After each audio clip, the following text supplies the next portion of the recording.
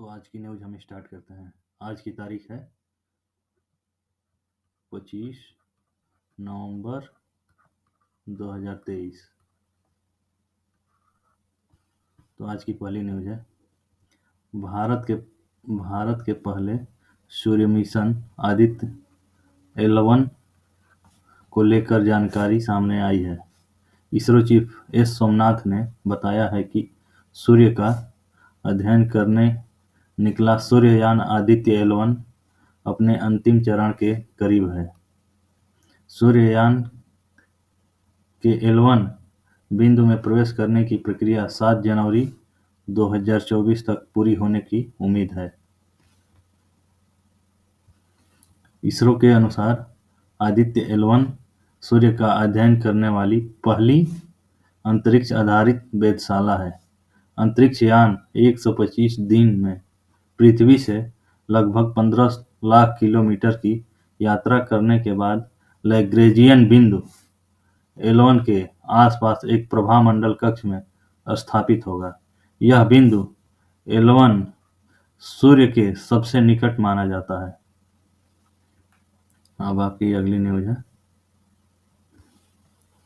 संसदीय कार्य मंत्री प्रहलाद जोशी ने संसद के शीतकालीन सत्र से पहले सर्वदलीय बैठक बुलाई है। यह बैठक 2 दिसंबर को होगी। संसद के शीतकालीन सत्र 4 दिसंबर से शुरू होकर विंटर सेशन की अंतिम बैठक 22 दिसंबर को होगी।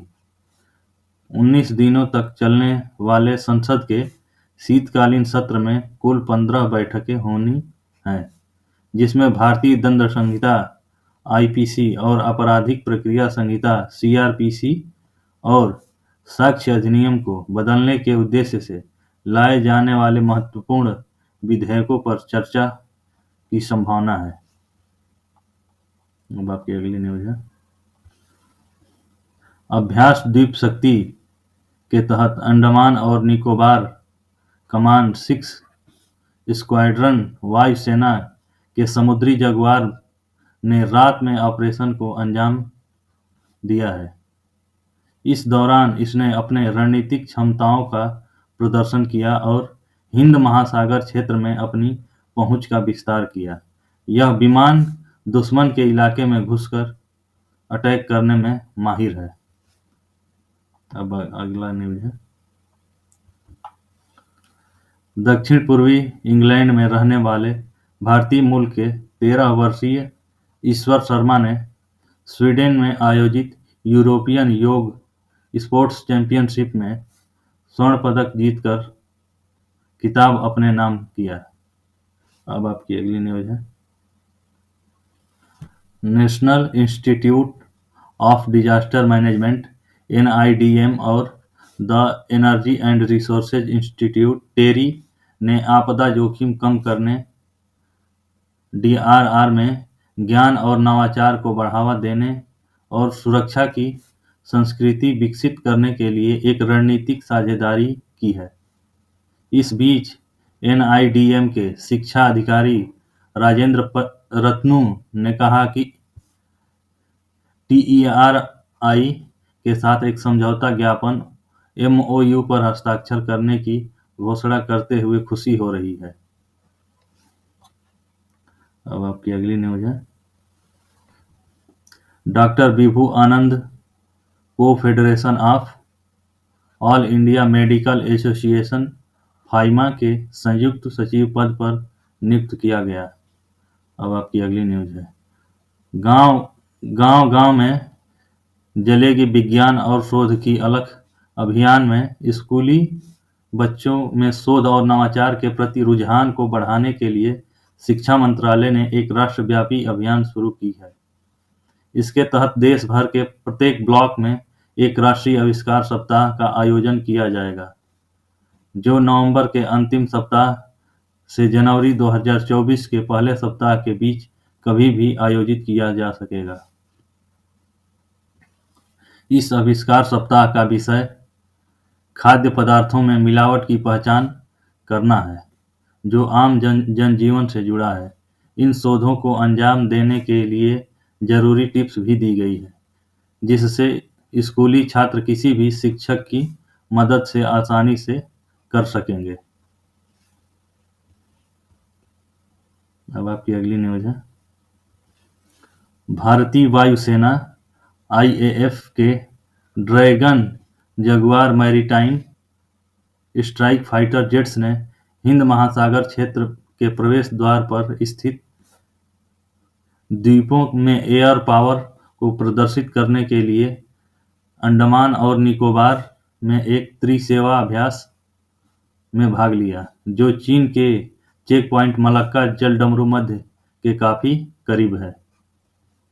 572 द्वीपों वाली अंडमान और निकोबार द्वीप श्रृंखला भारत प्रशांत क्षेत्र में चीन के बढ़ते प्रभुत्व को संतुलित करने के लिए भारत की रणनीति में एक आवश्यक हिस्सा के रूप में उभरी है। अब आपकी अगली न्यूज़ है।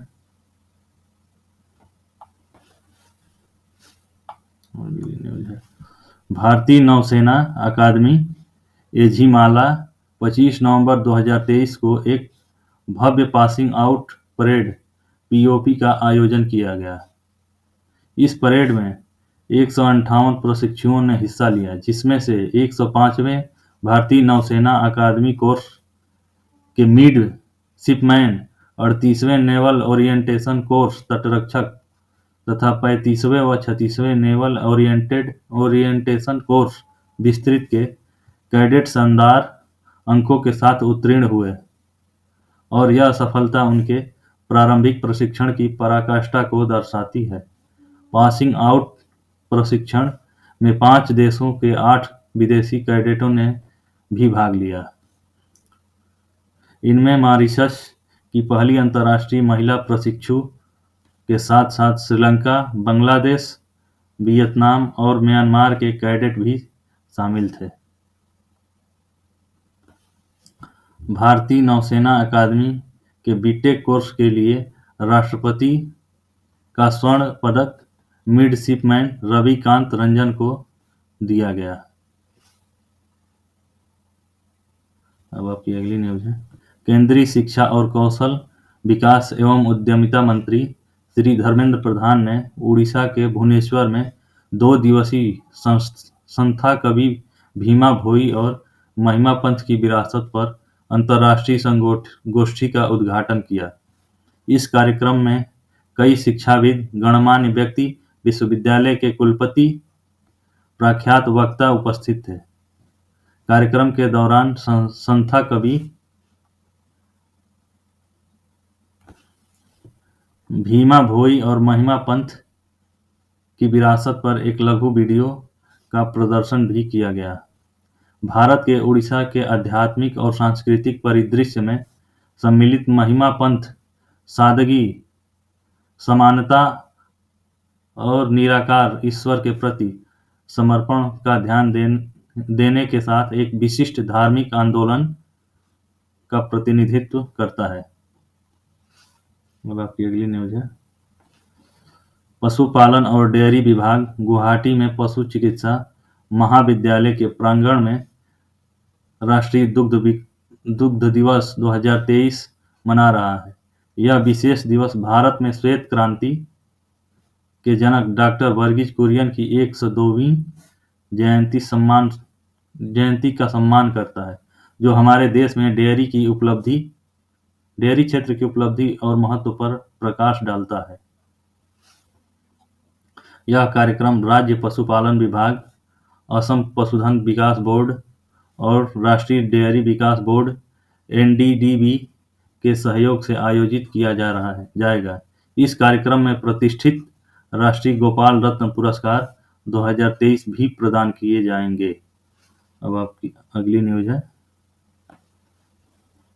पेट्रोलियम एवं प्राकृतिक गैस और आवास एवं शहरी मामलों के मंत्री श्री हरदीप सिंह पुरी ने कहा कि सीबीजी सम्मिश्रण दायित्व सीबीओ देश में संपीड़ित बायोगैस सीबीजी के उत्पादन और खपत को बढ़ावा देगा। सीबीजी के उपयोग को बढ़ावा देने और उसे अपनाने की दिशा में एक बड़ा कदम उठाते हुए केंद्रीय पेट्रोलियम मंत्री की अध्यक्षता में राष्ट्रीय जैव ईंधन समन्वय समिति एनबीसीसी ने सीजीडी क्षेत्र में सीएनजी परिवहन और पीएनजी घरेलू खंडों में सीबीजी के चरणबद्ध अनिवार्य मिश्रण की शुरुआत की घोषणा की।